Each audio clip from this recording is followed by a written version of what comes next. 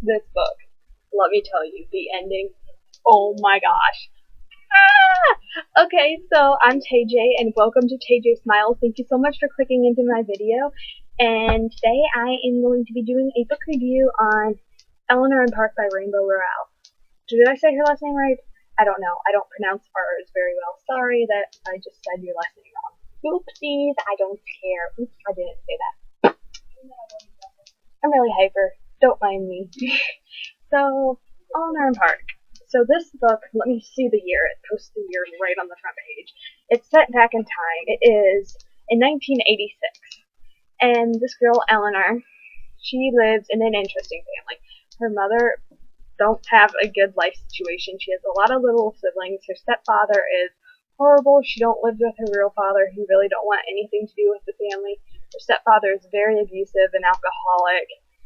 He's just a bad guy, and she's stuck living in this crazy family.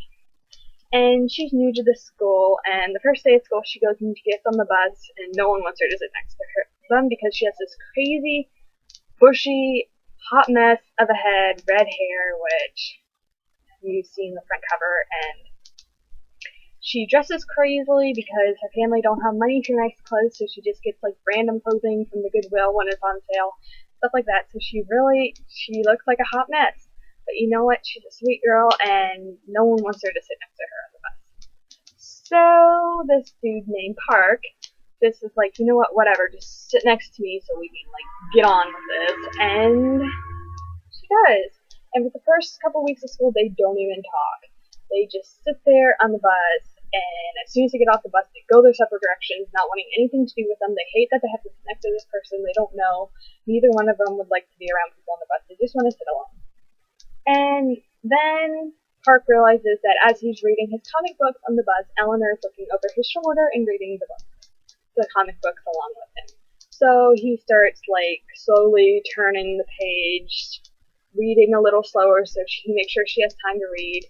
And then eventually he gets to the point where he's sharing his comic books with her, and they start talking, and they become friends. And friendship blossoms into something else, and it's a sweet story about Eleanor and Park. It really is.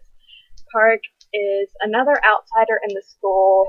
This town is I got the feeling that their town they live in is a little bit uppity, and they don't like different. And Park's mother is Korean. His dad grew up in the town, so Park is half Korean, obviously. I just said his mom's Korean. So he is definitely an outsider in this. And these two outsiders, it says this in the front cover, two misfits, one extraordinary love. So they're both the misfits, and they find each other, and they fall in love. And it's just beautiful. And yeah, so that's just a summary of the story. As you get to the end of the story, something happens with Eleanor and her stepdad, and Eleanor has to leave, and Park comes to the rescue and helps her get to that point. So, that's basically the summary of the story. Now I'm going to do I'm going to spoil some stuff, so I'm going to hold this book up, and when I set the book down, then you can unmute your video. I just don't want to spoil it to anyone who hasn't read the book already, so when I put the book up, mute your video. When I put it down, unmute your video unless you don't care about the spoilers. So here we go. Book's up. Okay. Oh my gosh, the ending of this book. It ends with the 3 words she said, and all throughout this whole story, Eleanor never said, "I love you." And the fact that she never wrote him back just irritated the crap out of me. Boy, or girl, this boy loves you, you love him. Why are you not writing him back just because you went off to live with your uncle because your dad's a stupid butthole? No, write him back. Park is, I'm in a relationship. I'm in a boyfriend like Park. You have him. Why are you giving this up? Write the dang boy back.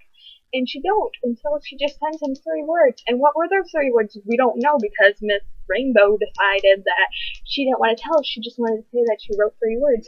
And what were those 3 words? She never said, "I love you." "I love you" were the 3 words that she wrote on that postcard. "I love you"? I don't know. Maybe it was "I hate you." Maybe we don't know because Rainbow don't tell us. You just have to assume. And I'm just going to assume that she writes "I love you" and then they go off happily ever after. But what if that's not really what happened in Rainbow's head? How would we know? Thank you so much for not telling us. Why? And oh my goodness, her stepdad, I can just chuck this book at. When I finished reading this book, I threw it across the room. No, you don't end up. That's not even fair. What the heck? So that's really all my ranting I have. So books down. You can unmute your video. Hurrah! So let me just say that within the first page or first 2 pages of this book, let's see. The F word was mentioned so many times within the first couple pages of this book.